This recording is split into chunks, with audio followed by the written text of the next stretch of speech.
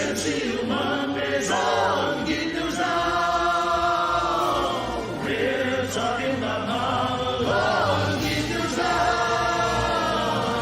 Now get into Soldier, then there's Loki coming next. The movies and on TV and the comics and the rest. It's Geek News Now. I'm talking about. That's what I'm talking about. Yeah, baby. You might have noticed the intro is slightly different this week. That's because I put in a bunch of scenes from Phase 1 because that's what we're here to talk about tonight on MCU Mondays. My name's Chris. I'm joined, as always, by Debbie. We also got with us David, the head of the Literary Legion for GNN, oftentimes a guest on this show, as well as Andrew. And he's right down there below me. Glad to have you with us, Andrew. I'm looking forward to very much talking about Phase 1, hearing your guys' thoughts about it. I'm looking forward to defending Iron Man 2, and I can't wait. Yeah, because anyway.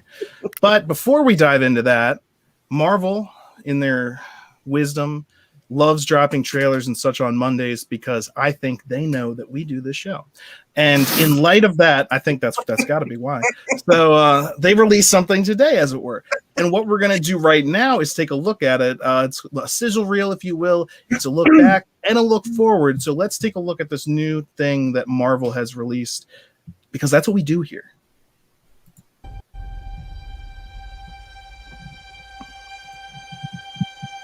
I love being with people. It's the most incredible thing in the world. What are you doing? Oh, this is nice. That world may change and evolve, but the one thing that will never change, we're all part of one big family.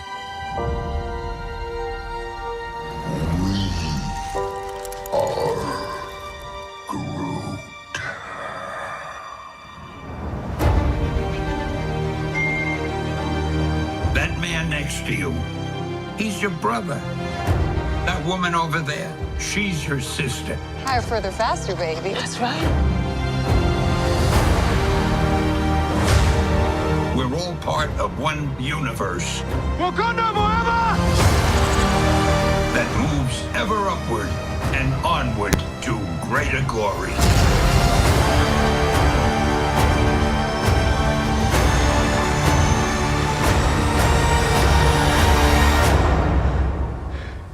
On your left.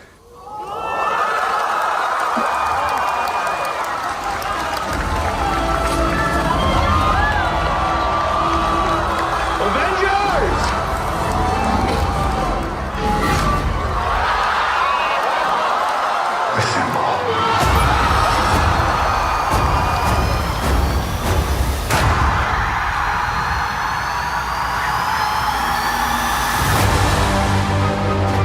Wow.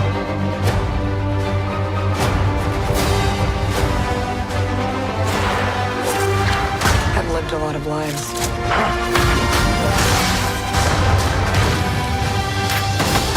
But I'm done running from my past. We have unfinished business. Who's we?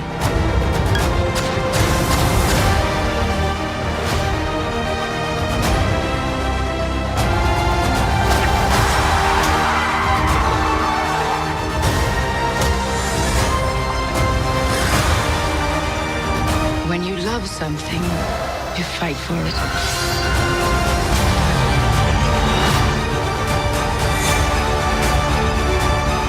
We're the ones who changed everything.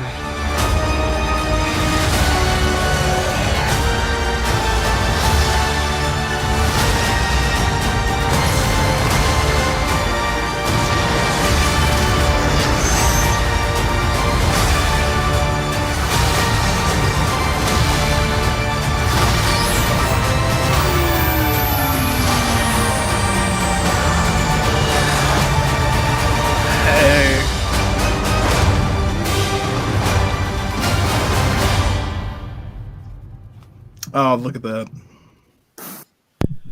What a tease. What a tease.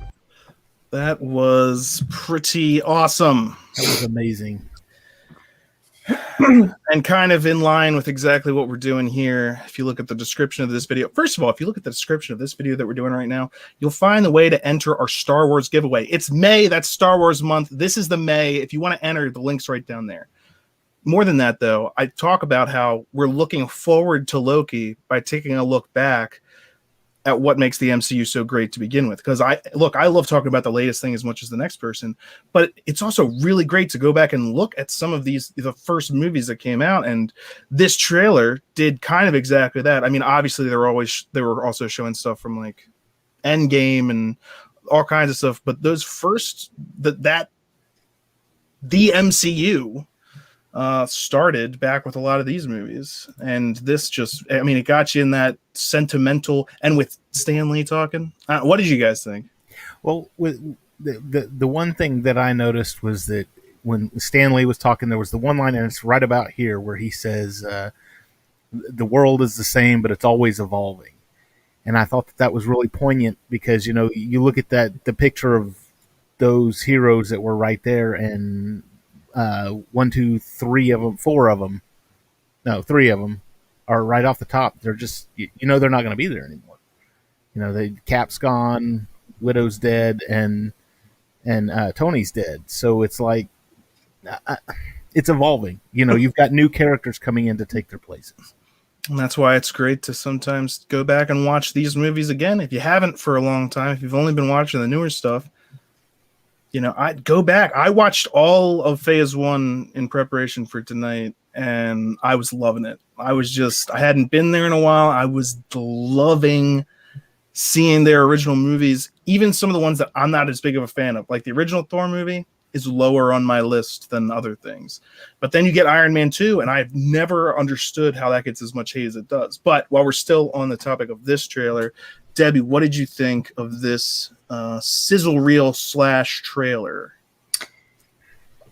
Still trying to recover. I watched it earlier today, and it brought tears to my eyes. The scene here gets me every single time, and I just recently watched this movie, and I always cried during it because it's just such a. It's huge. I've got huge, goosebumps. yeah. I've got goosebumps here. And Chadwick Boseman, when he does Wakanda Forever, that gets me every time because, you know, he's no longer with us. So yeah, this sizzle reel was a tearjerker, and it pulls at your heartstrings. So yeah, They knew what they were doing. Yeah, they knew exactly. They knew what they were doing with this. Like it just seemed like so out of, like, not out of context, but just like how they were all just scenes like from the films and stuff, and then you get like, kind of like this janky camera view of like the screen of the end game and everything, and it's just like Debbie mentioned, I've seen this sizzle reel at this point today like 6 times already, and like the first 2 or 3 times I definitely like teared up. Now I kind of adjusted, I've acclimated to it, but like even when I freeze frame on this. oh, I'm your daddy. Oh. But kind of like I saw David mentioned earlier in the group chat how he said like, oh, after Endgame, like we didn't think like Marvel had anything left in the tank, and then seeing like the sizzle reel, it's like, oh, like no, they still got it. And then we move into obviously the stuff in the future, and I'm looking forward to, as we in weeks to come, you know, we're going to be talking about Phase 2, then Phase 3, then we're going to talk about Phase 4, and we're going to talk about the things we're looking forward to. So I'm excited very much to get more in depth on movies like Endgame, on things like Civil War, on these big moments. Those are going to be coming up in future weeks. I do want to mention before we move on, we got some of our first look at the Eternals, and that is they. These are they, apparently, and they don't do much in this. It's a big teaser, as in here they are. What are they doing? Well, they're standing, and apparently they're eternal, so they have the potential to do that for quite some time. I'm willing to bet in the movie itself they'll do more. I'm pretty sure I saw someone with a cool sword that looked like one of those letters. That sword looked dope. Yeah, hey, so cool. There it is. So, I mean, you've got my attention. Cool sword. I'll watch the entire movie. Sure. You had me at cool sword. There was someone right after the man. There was someone right after the Eternals title card that was like they were like moving really like running really fast. I don't know if you caught that. Like right That there one, you go. someone- Right there. Yeah. We did have someone pop through. What the future brings will be worth the wait. Chris, when we got to this part, the Spider-Man part, did you think like I thought like we were gonna get like a scene from it? Or no? Yes. I thought we were. I was gonna like, see oh, from we're gonna every get a angle. I was scene, like, and then oh, They're it's the title they're card. gonna cause a meltdown when they release the first, just like when they released the first scenes of Multiverse of Madness. because it seemed like And- up to that point, like each title card, like we would get a couple of scenes from that film. So I'm like, when I saw the Spider-Man, I was like, like we're gonna get like the first shot right here. But Well, I mean, when's Eternals coming out? November November. 5th, 2021, and Spider-Man a month later, a month later. So we can probably, if we just saw some of the first stuff from the Eternals, but they also tease it's worth the wait. But at the same time, we got this, and then we got what? We got Spider-Man, Multiverse of Madness, which good God, that's going to be an event. Yes. Thor: Love and Thunder has got more potential than I at first expected when they first announced Love and Thunder. I wasn't as on board. I'm slightly more optimistic about it now, having learned a little bit more about Thor, actually. And Wakanda Forever. That's going to be a series, I'm pretty sure. Now I'm very curious think- about that one though, because are they going to replace Chadwick Boseman, or are they going to replace Black Panther? I don't know what the. I mean, that's what gets. That's me. what everyone's wondering. I mean, well, they already confirmed that they're not like recasting like the T'Challa the character. Right. They've confirmed that they're not going to like put a different actor in the role, which, well, while we're on the topic of that ties so nicely into Iron Man 2. Hey, buddy. Didn't expect to see you here. Look, it's me. I'm here. Deal with it. Let's move on. I Drop it. All right. That's the scene from I love Iron that. Man. Iron Man 2. It's one of the best meta acknowledging of the fact, because that's not the same actor, and so A when they little say on the James nose. A Ro- little on the nose. I thought that was great, but also because it's Tony Stark, and the way that then it kind of also shows us, their relationship, how Rhodey is always having to put up with his crap, which is the same as in the first one. But people are always like, well, how do you explain the change? And I say a different actor is playing it. Get over it. That's just the character. But even if you have to justify it or something like that, I absolutely love that scene. I love it so much. Hey, buddy. Didn't expect to see you here. Look, it's me. I'm here. Deal with it. Let's move on. I Drop it. All right. It's me. I'm here. Move on. That's what they say. They say in the movie to anyone who's going to start, causing problems about that. They're just like, I tell you right now, shut up. And so that's how they dealt with it back then. In this one, for Wakanda Forever, for Black Panther, they're not even gonna recast the role, because it was.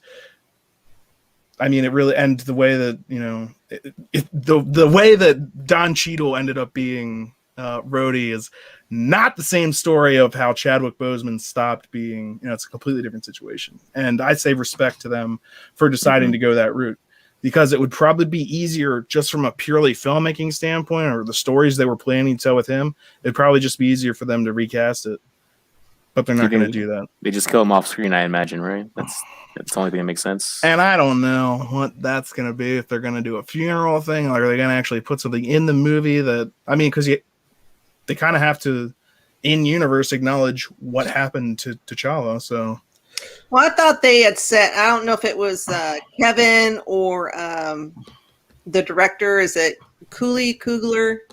No, it's Tanasi Coat. I can't pronounce his name. It's not Cooler again, though. I don't think it is.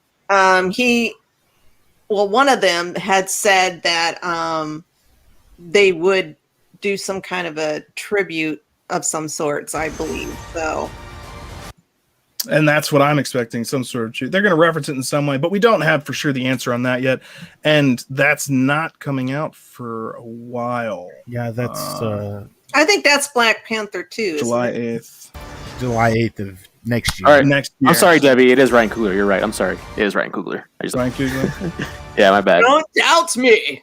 Then we've got I'm thinking of something else like he's involved. That's why. anytime someone doubts Debbie, it's just Mephisto That's meddling with.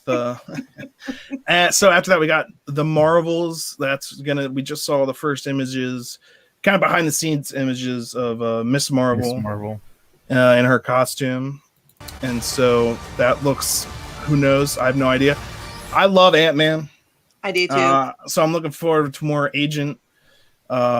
What's face Woo, Mm-hmm. and his magic. We get some a little bit in WandaVision. I'm actually hoping to see him a little bit in Multiverse of Madness, but that's probably hoping for too much. I'd be happy enough just to see him again in Ant-Man and the Wasp. Speaking of Ant-Man and the Wasp, Quantumania.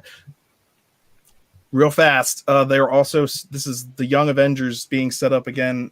This would potentially be showing Cassie, his daughter. She has one of them. So they're setting that up. That's 2023. Guardians of the Galaxy Volume 3. That's going to be nuts. I don't know is Thor with them? Last we saw, yes. Well, so that question will probably be answered in Thor: Love and Thunder. You would think so. But I would love to see the Asgardians of the Galaxy. No lie. I'm telling you. I'm saying. And then we've got this. It's a 4. It's a Fantastic 4. Okay, Chris, I'm going to throw this at you. Here's your boner moment, because this isn't Fantastic 4. This is just Phase 4. Phase 4. I know. They're teasing you. But they're doing the circle thing. That's like the logo. If they end up doing that, though, that's going to be an official boner moment. There'll be a graphic for that next week. That's got so much potential. I shouldn't have even made the Phase 1 opening for this. I should have just made boner moment. I'm gonna make it like a Batman thing too. That's gonna be. I'm looking forward to that even more than Fantastic Four. The first time I saw this, I was confused. I thought it was like a slanted. I was like, oh, it's like an Avengers reveal. Avengers Tower. Now I'm pretty sure that's Fantastic Four. No, yeah. If you keep trolling us as bad as you did with Boner, you're gonna have people like me who will end up spending every week talking about everything you do. So look out. Before I forget,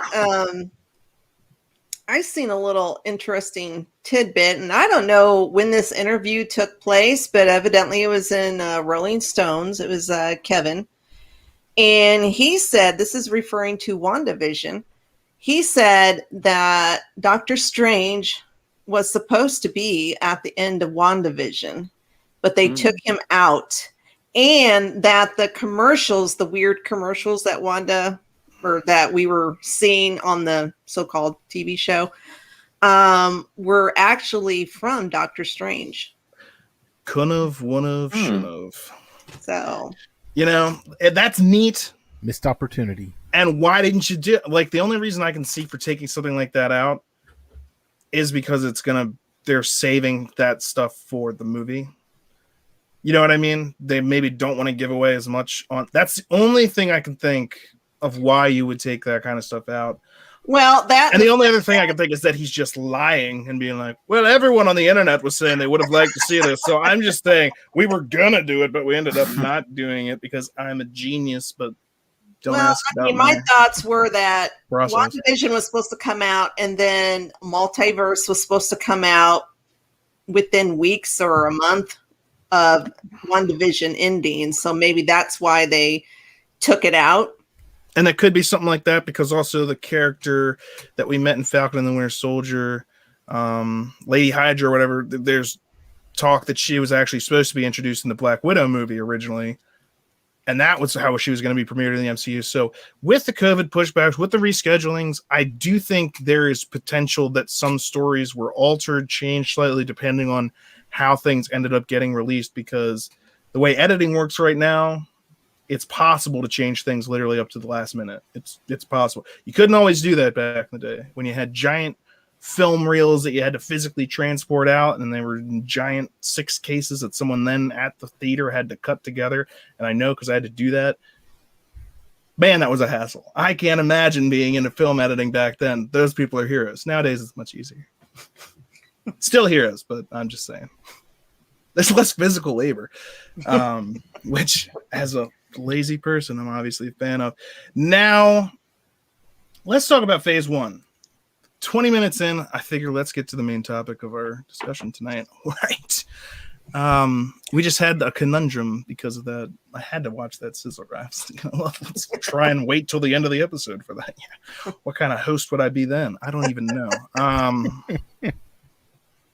So phase 1, we started with Iron Man, and actually, we don't have to go through each one. I'm just going to go ahead and ask, what's your favorite movie from phase 1? And phase 1 also includes the Edward Norton Hulk movie, by the way. And to anyone who would contest me on that and say, it's not Mark Ruffalo, it's not really. Okay, yes, the actor changed, but it's definitely part of the MCU. Tony Stark, played by Robert Downey Jr., is in the movie. So you also had General Ross. General Ross reappeared later on too. Yes, Peter's teacher. He actually, the guy who introduced the Sokovian Accords and all that, and we're probably going to be seeing him again, Thunderbolt Ross, aka Red Hulk. So yeah, that was set up all the way back in the Hulk movie that half the people are like, that's not even.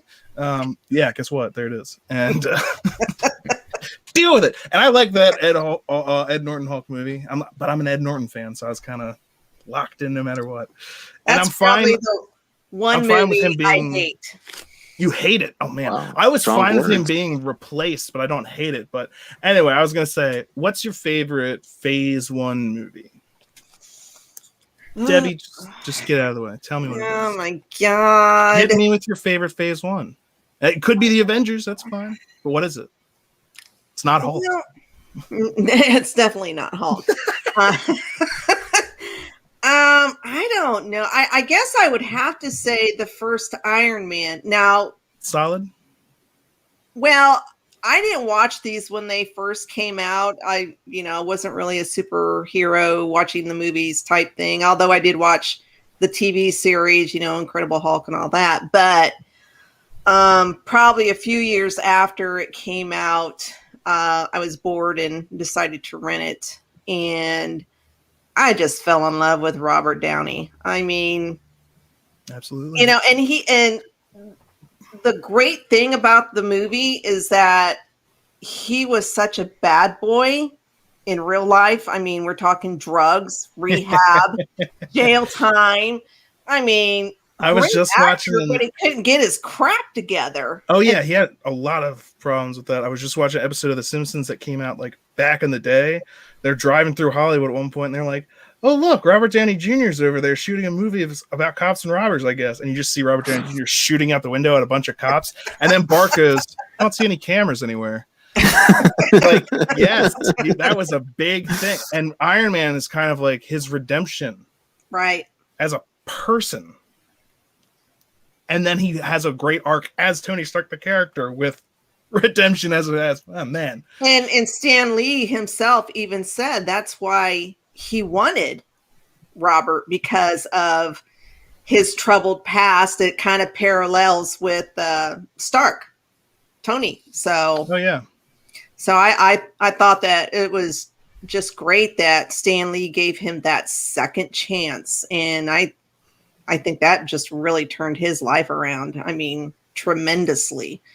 And so one of the reasons that's probably one of my favorite movies. And not only that, I mean, I'm going to agree with you, Debbie. It's such a good one. And you do. The charisma of Robert Downey Jr. in that, his attitude, the way that he plays that character too, is just awesome. The arrogance that you like him even despite that, and he treats people like crap sometimes, but then why am I liking this character? Like, this guy's such a dick, but kind of like Zemo. Man, it's geez. Where have you heard this before? But he actually he gets hit with the shrapnel, he gets taken to that cave. That sets up things about the Mandarin and the 10 Rings, the real Mandarin, and that terrorist organization is called the 10 Rings. And you're going to see some of that probably come into play with the Legend of the 10 Rings, obviously movie. The real Mandarin, as opposed to 13-year payoff. The crap movie. Well, the crap part of Iron Man 3. My biggest complaint about Iron Man 3. The boner moment of Iron Man 3. Oh my gosh, absolutely. And for next week when we're in phase 2, I'm going to have the thing. Yeah. Oh yeah. Oh look. Oh. But that's Iron Man 3, not in Phase 1. The original Iron Man, the cave scene, that was amazing. The villain, Obadiah Stane, played by the dude, as I never like, oh man, but so intense. And he plays like a friend of Tony's for most of the time, and then just kills him and is like, I killed your father, I had the hit, placed out on you, everything like that. This person that you were trusting, and then when he yells at that scientist, Tony Stark built this in a cave with a box of scraps.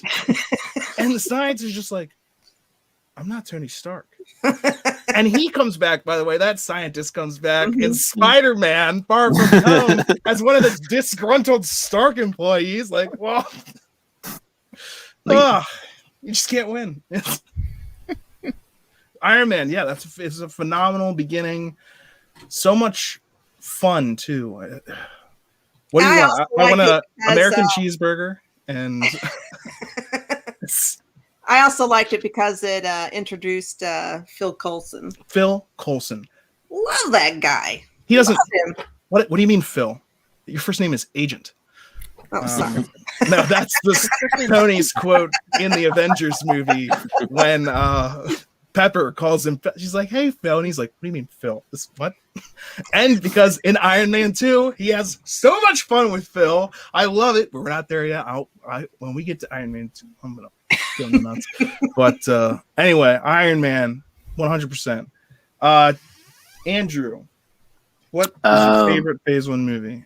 I think I saw Chris root for this one earlier, so I don't have to agree with him. I think Iron Man 2 is easily my favorite one of the first phase. Before we go any further, we'll keep going then. Go on. I agree. Okay. I'm sorry what that was about, but okay. Yeah, I was like, I want to save the Iron Man 2 discussion for that. I'm just gonna let you finish.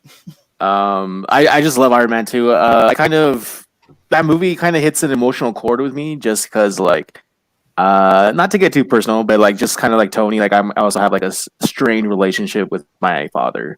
And having the scene that every now and then I'll look it up on YouTube and I'll just watch the whole scene play out again is the part where he's going through the boxes and sorting through the papers and stuff, and then he has the projector in the background playing, and then you have that really heartfelt moment where Howard Stark says, he's like, all of this is for you. What is and will always be my greatest invention is you, and I'm just that just crushes me. I just love that. I was just watching the movie, and I totally agree with you.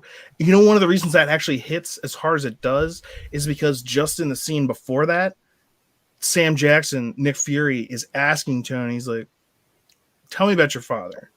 And we hear Tony's perspective on him. He's like, he was cold. He never told me he loved me. He never told me he liked me.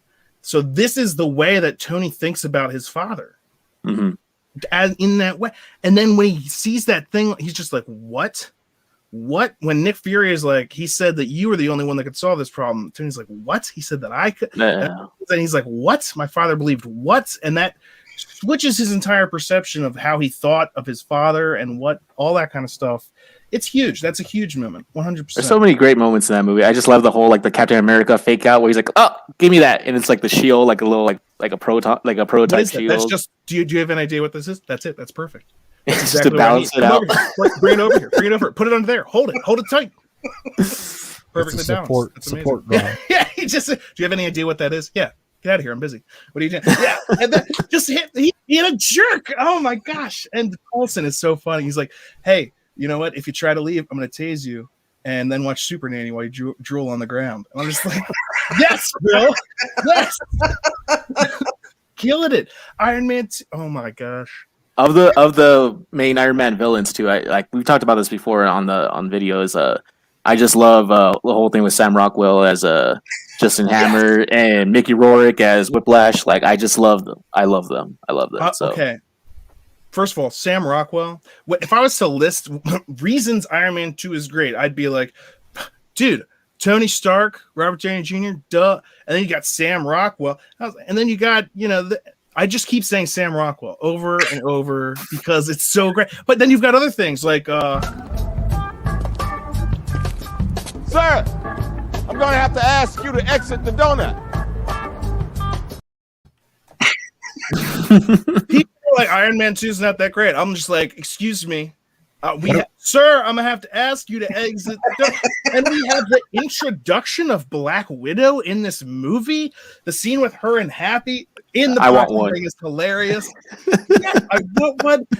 And then also when Tony is fighting Happy and he uses a mixed martial arts thing, Happy's like, "What the hell is that?" And Tony's like, "Mixed martial arts. It's been around for a while." And Happy's like, "It's dirty boxing, is what it is." And, that's all. And then later, when he's fighting the security guard, the one security guard that he takes down, when Black Widow takes down a hallway of people, that's also hilarious. When he's fighting that one guy, he's boxing it, and then he bites his ear. Dude, that is hilarious because he was giving Tony crap. He's a mixed martial arts, and he calls that dirty boxing. And then he bites the ear of the guy that he's fighting when he's. That is hilarious. That's amazing. And did I forget Sam Rockwell? Are you gonna do this? Give me something here. You're like a sphinx. I can't read you. I think I'll take it. That entire scene when he's laying out the weapons is hilarious. The boys upstairs call this Uncle Gazpacho or Puff the Magic Dragon. This is the Cohiba. It'll reduce the structure of any building to 0. I call it the ex-wife. One of the most hypest moments of that film is right at the end where we finally get that payoff with War Machine and Iron Man like back to back in that Japanese garden. Like that's such a cool like set piece with the whole with all the robots to show up. I love that scene. That seems dope.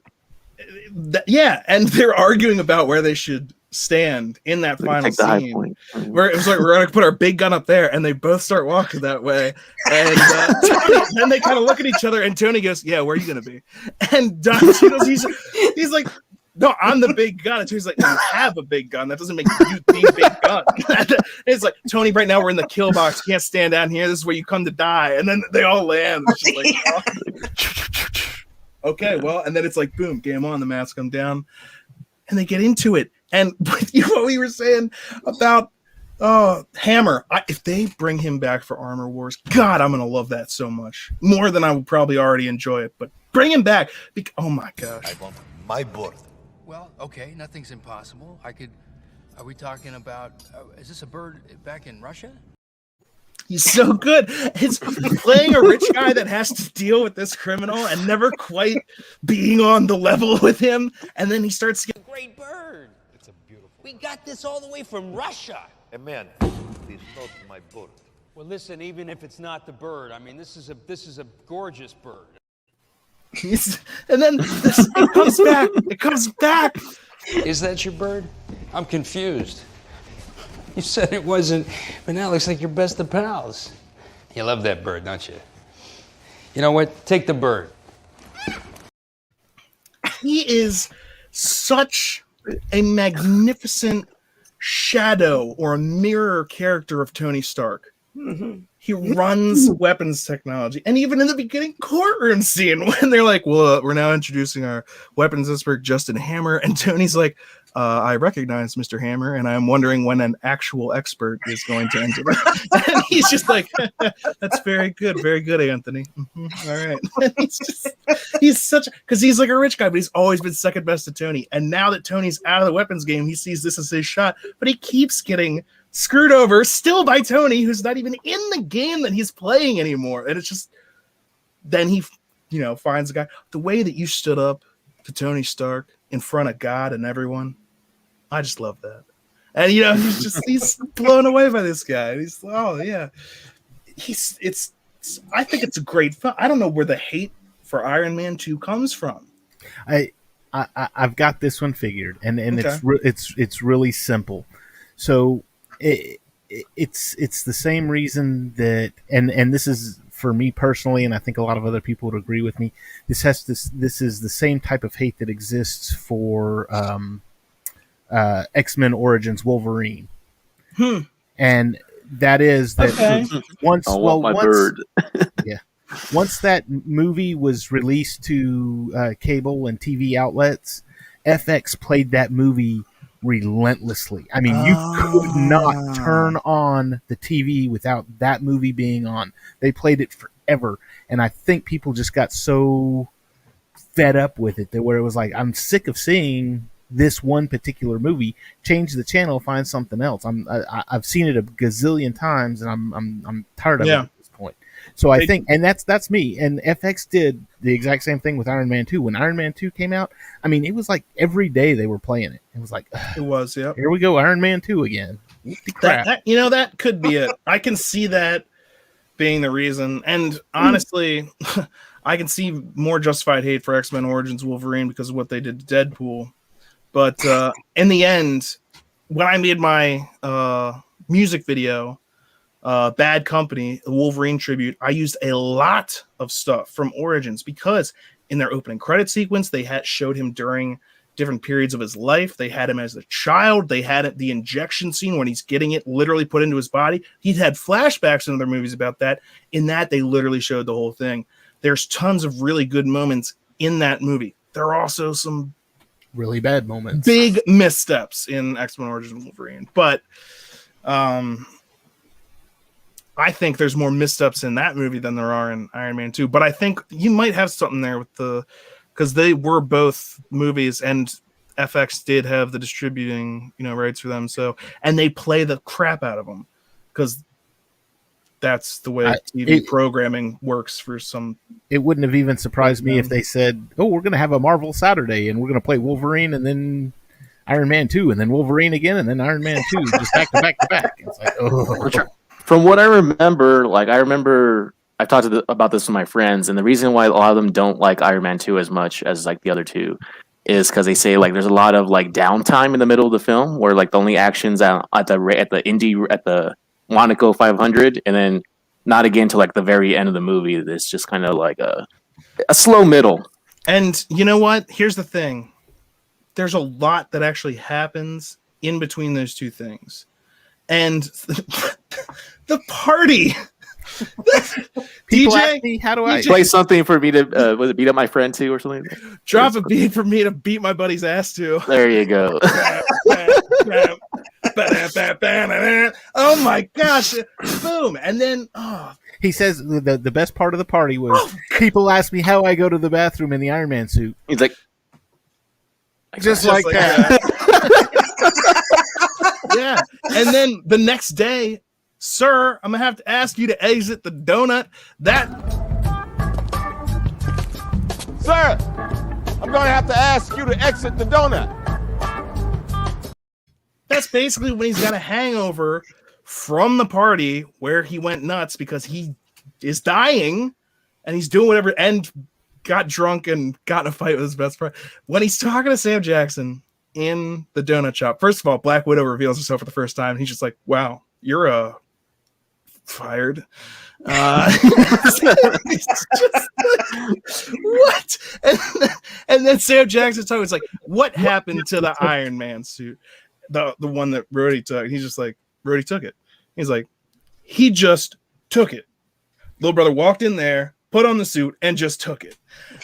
And Tony Stark's like, and then Black Widow's like, no, you actually have safeguards in place to prevent anything like that from happening ever. So we know that you did this intentionally. And he's just like, yeah, I'm not happy with any of this right now.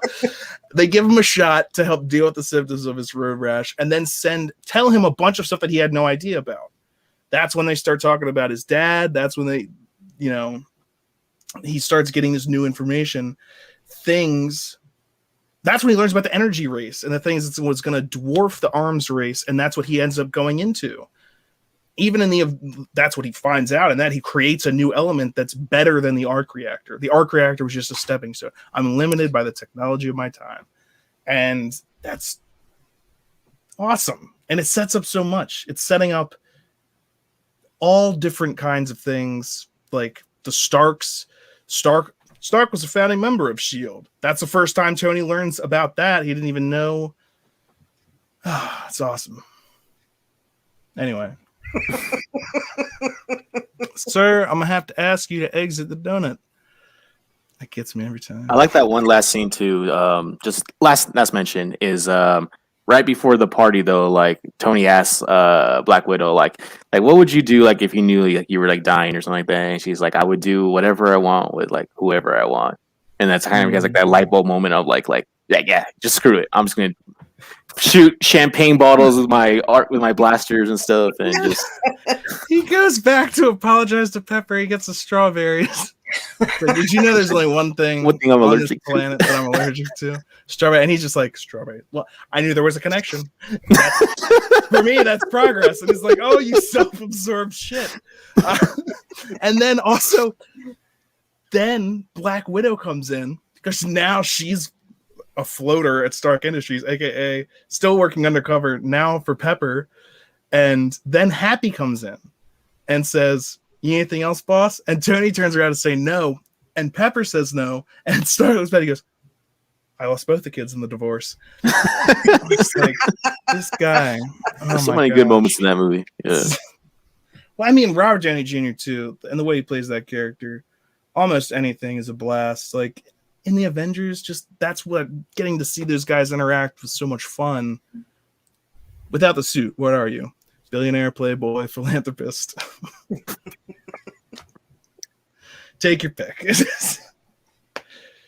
Oh man, David, did you say what your favorite movie from the MCU? No, because Andrew jumped into Iron Man 2, and then you went on your tirade. I knew it was going to happen. That's you got a two for one. So, and now that that's happened, David is also going to say Iron Man 2. He's been convinced. I agree. Hey, good call. What are your thoughts? They played it too much on FX, so I really didn't. That's good. No, my favorite from Phase 1, and I'm probably going to take a lot of people off. I really like Thor. Thor he's one of my favorite characters, for one thing. He's one of the ones that I would pit that could beat Superman if he really had to, because one of Superman's weaknesses is magic, and I've got all these Superman fans that are like, oh, Superman could take anybody. I'm like, he couldn't take. About to say, but we're not getting into that. Yeah, but then too, Kenneth Branagh, who directed it, I'm a big fan of his work. I love the stuff that he does. I don't know. I hope not. So yeah, the Thor movies probably, if the Ed Norton Hulk had Sam Elliott as Thunderbolt Ross and Jennifer Connelly as Betsy Ross instead of Liv Tyler and I'm blanking on his name now. Anyway, if they had the Thunderbolt Ross and the Betsy Ross from that Ang Lee Hulk movie and done it that way, I thought the casting in the first Ang Lee one was better. I'm not a big fan of Liv Tyler, but I love Ed Norton. So, and I thought he played off the kind of wimpy, short-statured scientist very well. Mm-hmm. I love Ed Norton, but that Hulk movie too, I found very enjoyable. Liv Tyler, I'm a fan of Arwen. And I know that that's who she is, and that's like basically I know about her. So what about Armageddon, Chris? You ever seen Armageddon? Armageddon? Oh, that's true. Armageddon. That's fair. But like I said, I'm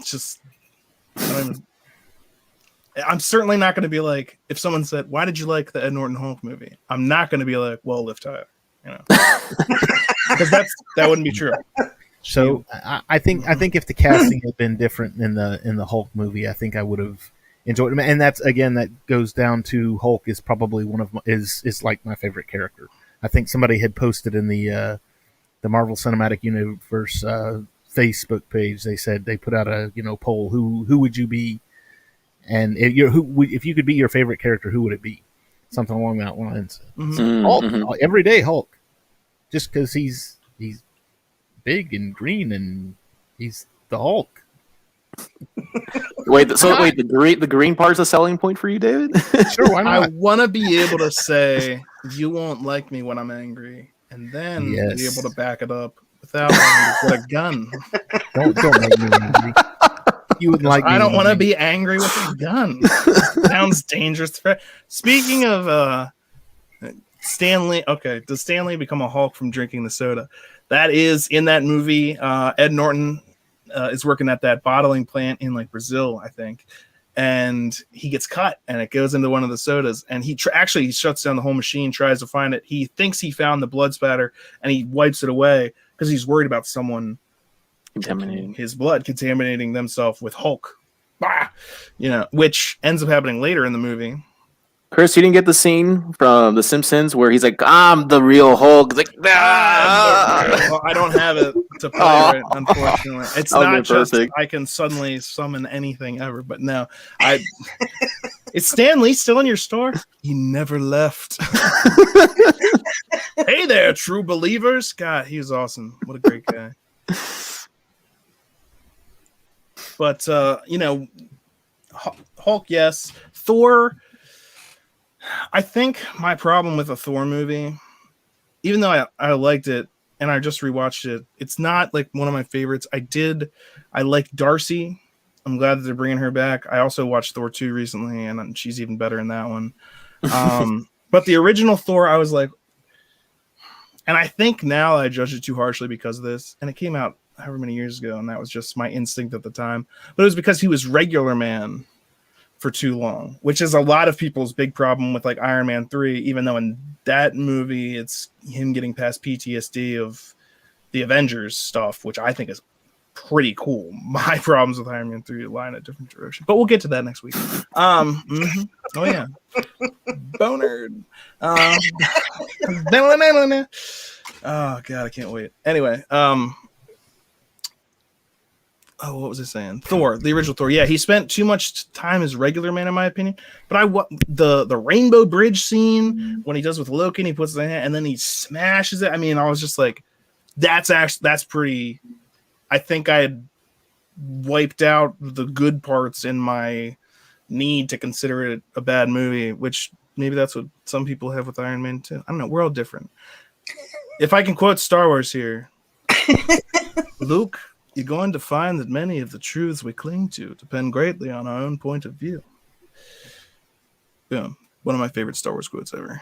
To David's defense, though, like I rewatched Thor last year for the first time since I saw it in theaters, and I actually liked it more than I thought I did. Like at first, like rewatching it again, knowing what happens later on in the other films, like when they introduce Hawkeye kind of like in the rain above like his little like perch kind of thing. And do you want me to take him down, or do you want him to see if you want to send him a few more guys to beat up? I'm starting to root for this guy. Yeah, right? How do you not like it?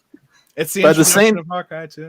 Mm-hmm. At the same time, though, it's like you see Thor back when he was kind of like more boring, and that makes it hard to watch. Just like oh yeah, this is boring, serious Thor. I'm like oh man, but like everything else in the movie though is like. I remember this being worse, and like it's actually not that bad as I remembered it. So, and it was necessary for Thor's character development. This was, I mean, in the beginning, he is just an arrogant piece, dude. Like, and that's what comes from just being the strongest, always the strongest. He solves all his problems by being the strongest. So, how do you learn a lesson if you can't fill a cup that's already full? So he gets his power taken away and sent down Earth. That's huge for his hero's journey. That's basically a metaphorical death and then resurrection and understanding what it means to wield his power. And his relationship with Loki and his father starts to come into play, which in Thor, and that really comes into focus in the second movie and in the third movie. I'm really excited to see Loki, because that version of Loki hasn't been through Thor 2 or Thor 3. So I can't wait to see what happens with that. Very much looking forward to it. But the one movie we really haven't talked about, Captain America, the first Avenger. What? I like you guys nuts? No, I'm not. I actually sat down and watched it like 2 days ago just to kind of see if I could get through it again. Here's the biggest problem I have with that movie. I've got several big problems. One, in Captain America and in the Avengers, Captain America was almost like a side character. It was like he hadn't fully developed his superpowers yet. I mean, he was jumping around and everything, but it wasn't cool. It wasn't like it was in the Winter Soldier. In the Winter Soldier, it was like, holy smokes, where's this guy been, right? But then also, too, with the first Captain America movie, my God, the whole movie was a montage. I mean, you had the montage of him doing the training, and then you had the montage of him selling the war bonds, and then you had the montage of him hunting down Hydra. And I'm like, how many montages does this stupid movie need? Yeah, problem with montages. Yeah, don't forget the map. Don't forget the map, David, with the little pins. Yeah, the little the pins out. Come on, they didn't have computers. You needed a map with physical pins. Well, but I know, but it just kept going back to it so many times. Like, we get it. You don't have to keep that showing was it, during one of the montages when he was taking down the different bases. Yeah, no, it was full of montages. It was, but they were also trying to tell the entire story of everything that Captain America did before coming to current times in one movie, which is kind of like, whoa. And until bold of you, I'm gonna go out here and I'm gonna say honestly, until Captain Marvel came out, this was probably my least favorite of the MCU movies. I'll say I had a lot of fun with different parts of it. Come on, Debbie, let's go. Come on. What does the wow mean, Debbie? What do you mean by wow? I'm curious. Well, he's clearly shocked. I am, because I love the movie. I mean, it's a story. Well, we all know what the story is, but I mean, he goes from this lanky, weak kid who wants to serve his country, can't, and then he gets injected with the serum, and looks fairly nice, and. Boomtown. They did the same thing in Thor. Personally, when you talk about sexualizing female characters, I want to stop everyone that's ever. Have we seen Wolverine? Has he ever had a shirt on? Usually no, and it doesn't take long for it to come off. Thor 2, he's washing himself within the first 20 minutes of the movie. Here's Chris Hemsworth without a shirt on. You're welcome, people that came here just for that. It is a thing that happened. And yes, when that thing opened, even Agent Carter's like, damn. And the senators are like, all right. Do this. But like Chris said, I mean, they're trying to shove his origin story all in all in one 2.5 hour movie or 2 hour movie, and which is hard to do. But I love Chris Evans, not just because of his body, but also because he is just so perfect as Captain America, as Steve Rogers, and I can't even think of his name. Red Skull. He was amazing too. Yes, Hugo Weaving. Thank you. Mm-hmm. Yes, I mean. And he plays such a great bad guy. I mean, all you got to do is watch the Matrix movies, and you're like, "Oh, great bad guy." And but to be fair, I was gonna say, to be fair, when I asked Debbie what she meant by wow, I thought she was coming to the defense of the Captain Marvel movie. That's what I thought she went wow for. So no. That's why I was like, more shocked about people not liking Captain America as much. Which now that your points, I see them, and I they're valid, but those montages are fun. The literal one where he starts out working as the Star-Spangled Man with a plan, doing all the shows, and it's like Milwaukee, Tennessee. It's like, and then it cuts, the end of that montage of him doing that cuts to him doing a show on the front lines for a bunch of dudes that just had a complete defeat. And it's just like the exact opposite. It takes that entire thing. It's like, boop, nuh-uh, boom. And so they start, and that's what gets him thinking about. He's even drawn in his notebook, him as a dancing monkey on like a unicycle. And that's what gets him charged up to be more than what they're using him as. And I don't know, that was kind of cool. But it's a bunch of montages, because then once he actually goes there and does that, there's a montage of him taking down on the bases. There's the training montage, which again, though, I enjoyed because it shows the differences between him and the regular soldiers. Some of the differences being he's a scrawny, can't climb a rope ladder. He can't climb a rope ladder. He can't do push-ups. Tommy Lee Jones is like, look at him. He's making me cry. It's oh man. But then hey, whichever one of you guys can get that flag gets a ride, you know, blah, blah, blah. They're all trying to climb the pole. He's just like, smarter, not stronger. Boom. And then when it comes to the grenade test, and literally the one, that's again, Tommy Lee Jones, one that doesn't believe in Captain America, or sorry, Steve Rogers, doesn't believe in it, and he's trying to illustrate that point by saying wars aren't won with heart or whatever. They're won with guts, is what he says. And then he pulls out a dummy grenade. He goes, grenade! And he tosses it into the trainees. And Captain America jumps on it, and he's like, get away. We also see Agent Carter running towards the grenade, as opposed to everyone else runs away. And so that's a big moment. And so I could see why I don't dislike the movie, though. When you were like, I watched it again to try and get through it, I was like, what? Come on. It's not that bad. And then like when he kisses Agent Carter before he ends up getting on the plane, and then Tommy Lee Jones like, I ain't kissing you. Yeah. And are you two, how do I know you guys aren't fondueing? Fondue is just cheese and bread, my friend. And then the older Howard, I mean, there's a bunch of good times in there. Well, that, and it didn't have an end credit scene. The end credit scene was a preview for the Avengers, and I was like, oh, come on, let's give me something. Come on. Well, that was what they had coming up next in the. Mm-hmm. Yeah, I don't ding it for that. Just the I didn't. That was another. It could have been. Yeah. You know what really grinds my gears? No, I hear you. They make you sit through 20 minutes worth of credits to catch the end sequence. That grinds my gears. Don't put sand in my crack. I tell you. You know what really boners me? You boner believe it. The Avengers. The only other thing we haven't talked about. Let's loved it. Talk about the Avengers before we call it a close. I heard loved it and loved it. Andrew? Absolutely. There's just I think that was like one of my favorite. I remember when I watched Endgame, like that whole like New York 2000, what was it 2012? 12, I'm sorry, yeah. And like I remember that instantly got like a lot of applause, and we get like that great shot of like all of them like in a circle kind of thing. Oh yeah.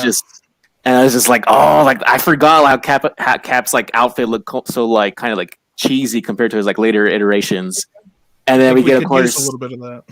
Yeah, but I also like how like a lot of them kind of like they take that. I know we're not supposed to be talking about later phases, but it's just rewatching that through the lens of like, you know, Endgame, how like Captain America, like Tony's like commenting about, you know, his ass, and then Hulk's kind of like, oh, I can't believe that used to be me. Like all of those things, like when you rewatch the first Avengers, and you're like it was like the first time. It was very ambitious, obviously, for its time, right? Like first time we had like all these characters, and it didn't feel like crowded. It felt like everybody got like their moments, like everybody mattered.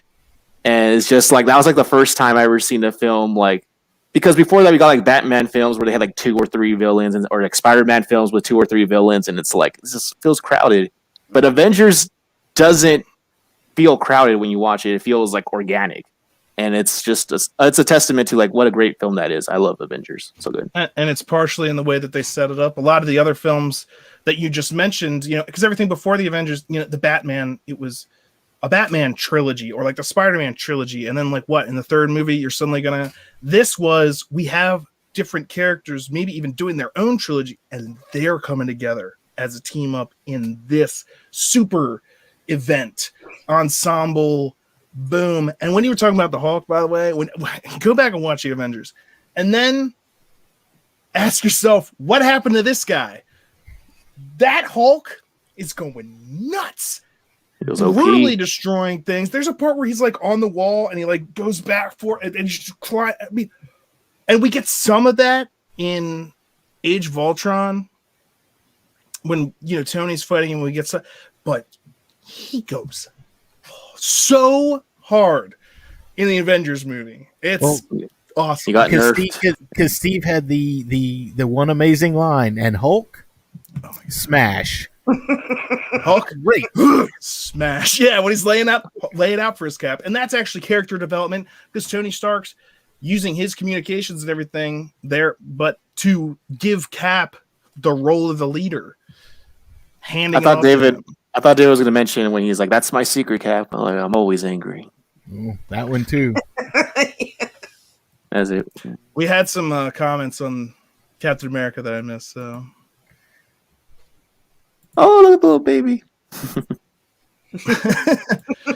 Tommy Lee was perfect, and it was patriotic, and it was. That's even something that they talk about. Captain America talks about when he comes to the future. He's like, they told me we won the war. I didn't know that we lost, and it's like because times have changed, and the idea of patriotism back then, it was easy. Go kill the Nazis. Nowadays, everyone's calling each other's Nazis and, blah, blah, blah. That guy's he isn't. I love like all the callbacks in Avengers when they when there's like that one when Loki goes to Germany and like there's like that one old man who's like stands up and like, or no, I'm sorry, I'm thinking of when Cap shows up and he's like, the last time I was in Germany, there was like a man kind of like, well, you say that man like you who was like standing above everybody else, and like we didn't see eye to eye on a lot of things. And then, like, when last time I was in Germany and there was a man standing above everyone else, he and I disagreed. We had that's what it was. Yeah. And then the other line too, where he says, "There will always be men like you." When he sees Thor, and he's like, "I'm sorry." He's like, "There's only one God, and he doesn't dress like or something like There's that." There's only one God, ma'am, and I don't think he dresses like that. There you go. That's the line. What are we doing? Shakespeare in the Park? Doth mother know you weareth her drapes? And Thor hits him with lightning, and it's like power 400%. Overload. What do you know about that? You want me to put the hammer down? And it is that, like, Thor has evolved throughout these videos. That's a good way to show his character evolving, and definitely the strife that we see between Captain America and Tony. Beginning, but obviously getting worse by the time we get like Civil War and things like that. Even though at the end of the Avengers, they've grown as a team. It's still not. We're just best friends now. It's like kind of like they said in Falcon and Winter Soldier. We're coworkers. We do, and it's great. The Avengers, Fury. The World Security Council, which now we saw again in the new Falcon and Winter Soldier. We saw it again in Captain America 2. That idea that there's this shadowy council overlooking everything. And it's funny, Captain America 2, Robert Redford's character, who's actually a bad guy, is like, if we fought a rancor every time like some little thing happens, maybe there should be someone over, watching over us. And I'm just like, yes, and so they're addressing that issue now in the new stuff, but those are things that have been set up or been in play since all this time. And I forgot to mention another thing I really love about Captain America is you get to see Bucky and Steve interact. Before Steve becomes Captain America, you see that friendship between them and how it cultivates and everything. I mean, that was something when, like I said, when I revisited it a few days ago, that was something that I noticed. I was like, okay, so and especially now since Bucky is such a central player in the MCU, you just had Falcon and the Winter Soldier, you had Civil War that was pretty much all about him, so that was nice to see. Yes. And it was, and that it just sets up. It's like this is where he started, and then it's an Avengers. Tony at one point when they're fighting, he's like, "This is the guy my dad wouldn't shut up about,"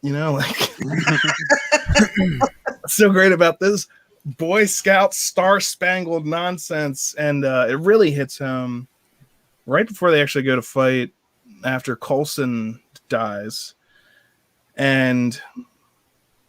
Captain America's talking to Tony, and Tony's basically saying it was stupid of him. Should have waited, should have done this, should have that, should have thought his way out of the situation, should have planned it better, should have, And Captain America says, it's always tough to lose a soldier. And Tony just whips around and he's like, we are not soldiers. And it's just this idea, like, what do you think you're doing? What if you're Iron Man? What is Iron Man? Are you fighting for the right thing, or are you fighting for yourself? And that's something the Captain was mentioning throughout he's like, you're not the guy to lay down on the line, give his life up for someone else. And Tony says, I just cut the wire or something like that. And then he takes the nuke up and then is willing to make that sacrifice, which is a foreshadowing for 3 Avengers movies later, you know? Boom. Wow. Although within that scene, too, that was also another one of the great lines.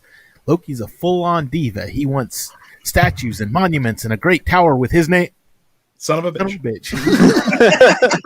A tower built to the heavens with his name plastered. Son of a bitch. He's like, oh, you mean like that thing you're doing, buddy? Ooh. Son of a bitch. Yeah, that's great.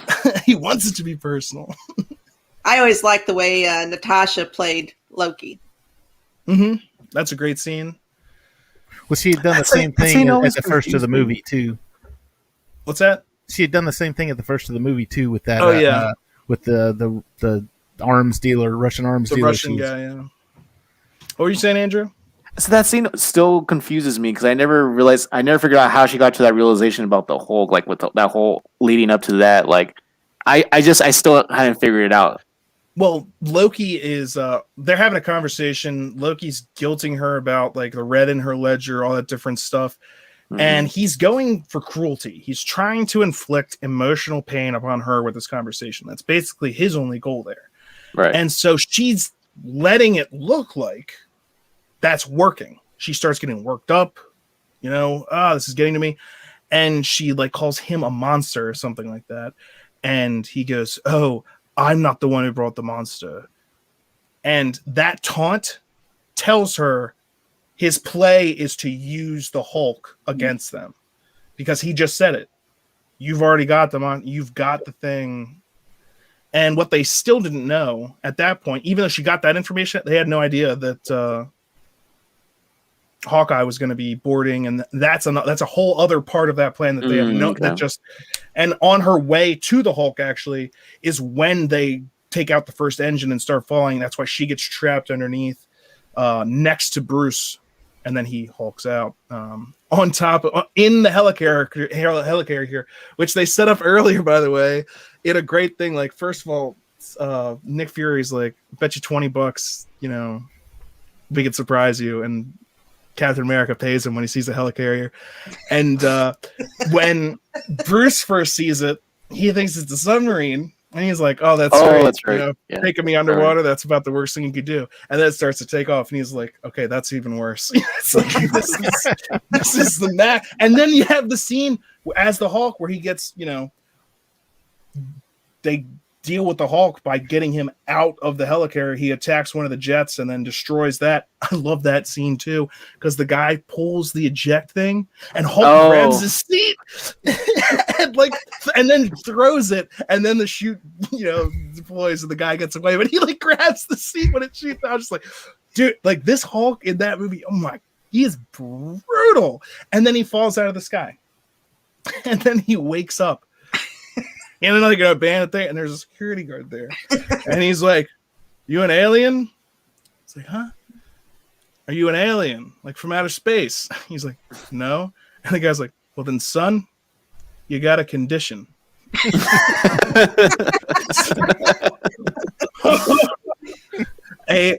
You know what? Because we happen to be a billionaire, the greatest super soldier of all time, a man with breathtaking anger management issues, a literal god, and 2 assassins. And you've managed to piss off all of them. That was my plan. Not a great plan. Avengers. Puny god. Puny god. Puny god. Stop this! He starts yelling at the Hulk because he's just having a tantrum. Like, I will not! I am above you! You will near... And bam, bam, bam, bam, bam, bam, bam! Puny god. And then in Ragnarok, we get that payoff when he does it to Thor. He's like, yes! Like, yes! Now you know how it feels. And even though in the Avengers movie itself, Thor and Hulk fought briefly on the helicarrier, and the Hulk tries to pick up the hammer and it doesn't work, and that was awesome. But then later, when they actually team up and they bring down one of the giant flying worm things, they end up standing next to each other. Yeah, and Hulk just punches Thor like, through a wall. It's unbelievable. I'm the strongest Avenger. Let me try and unlock it. Yeah, that's Thor Ragnarok. Anyway. We got to wait till phase 3 for that one. Phase 3 for that one. So we got a lot to look forward to. But I think that pretty generally covers phase 1. Anybody else got anything before we call it a day? Doesn't sound like it. I'm not hearing anything. No, I'm good. We got this all the way from Russia. Hey, man, this is not my bird. Well, listen, even if it's not the bird, I mean, this is a gorgeous bird.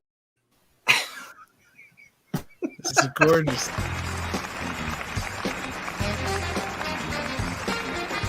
Yeah! What I'm talking about.